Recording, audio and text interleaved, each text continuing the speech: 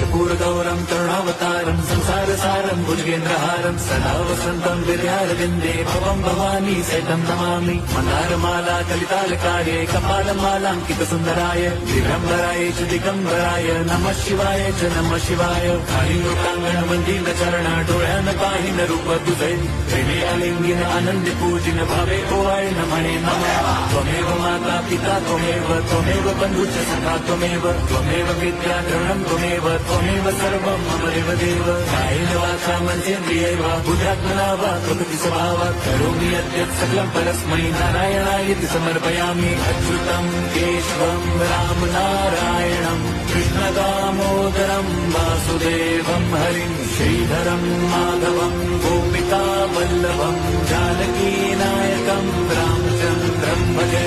Hare Ram Ram Ram Hare Hare, Hare Krishna Hare